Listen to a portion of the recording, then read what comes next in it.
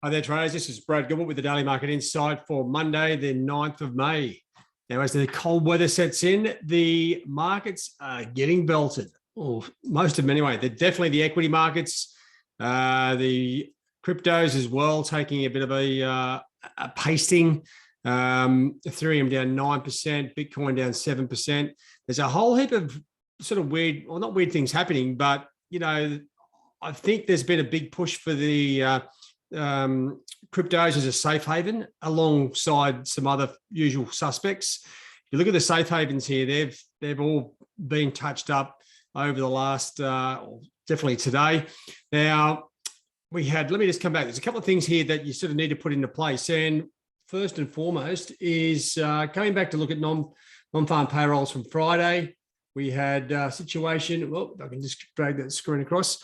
US numbers, right on expectations. Okay, solid numbers, 3.6. So no sort of variations there to be of any significant note. And that really keeps the foot down on the pedal for the Federal Reserve. Now, just having a look here at the general news, there's a few other things happening, and it goes around. There's a lot to do with a bit of China action in here as well. So there's China have got a zero COVID policy for Shanghai.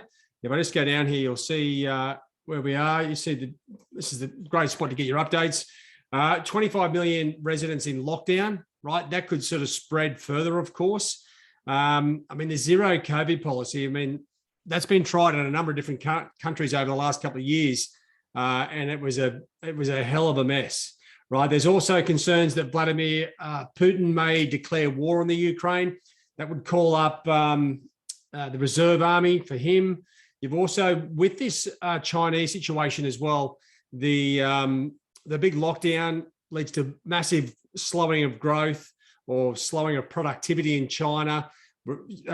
Europe's already looking at slower growth as well. So we're painting a picture where interest rates are going to be going up, inflation is going through the roof, and growth is going to be slowing, right? Real big mismatch, and that's going to create a lot of concern. So I'm actually surprised. The volatility index, well, it is actually still relatively high, but it's off its highs by about 3%, right? So now, but on the face of that, outside of that, you've got, so the US equities obviously getting hit Friday.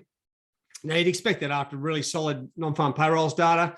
The US equity futures have backed it up with another 1% sort of drop in most equity indices there. And what we're seeing is a classic risk-off scenario, right? Euro, sterling, Aussie, Kiwi sold off, and the dollar rallying.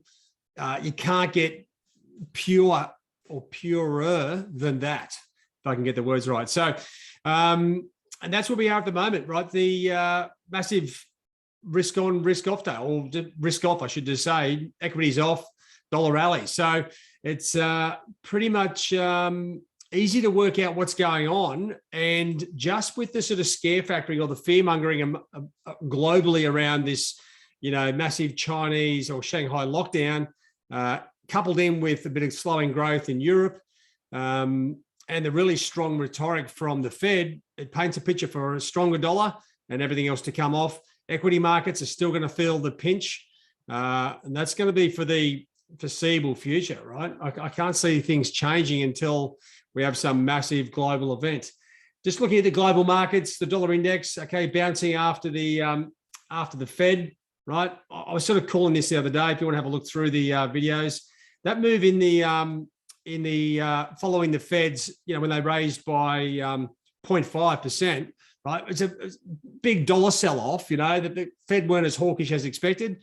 Well, that was, just a bad call. I mean, I know the market got itself really worked up looking for a 0.75% interest rate hike from the Fed. Didn't get it. Markets moved, but that was never going to be sort of long-lasting because still they were factoring in 0.5% rate rises for June, July, and etc. So I think the short-term money market was still, from what our team was saying, still looking at 0.75%. So, there's the dollar at this stage is one way. Of course, you're going to get these little blimps, but they are going to be short-lived, as we've seen. So you got the dollar pairs all screaming topside, and dollar CAD moving higher, right? The Canadian employment numbers, well, a little bit weaker than expected, which supports a stronger dollar, but oil is still at 109 or 110. You know, it's I think dollar CAD might come back a touch. Euro is still hanging in there, despite the mercy beating that sterling, Aussie, and Kiwi have been getting as well. So, you know, we've got some interesting times coming up. So one of the key things that you've got to be looking for is, okay, what do we look for? Where's direction going to come from, right? Well, the equity markets are reacting obviously to the Fed statements, etc.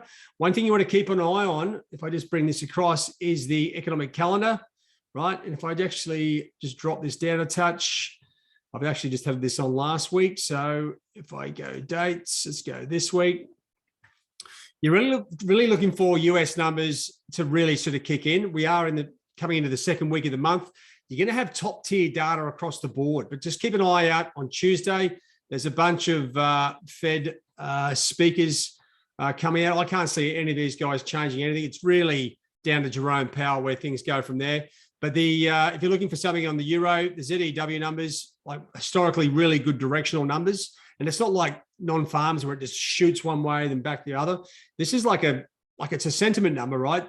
I can't imagine the sentiment's going to be great in Europe at the moment. So that could lead weaker numbers there, leading to a slightly weaker euro and euro crosses. Keep an eye on that. I think one thing that's going to start to come into play will be Chinese inflation. It's probably a little bit early now, but with these lockdowns going forward over the coming months, this is where we could start to see where that growth is really dropping off. But one of the key ones, obviously, for this week is going to be the US inflation numbers, CPI numbers.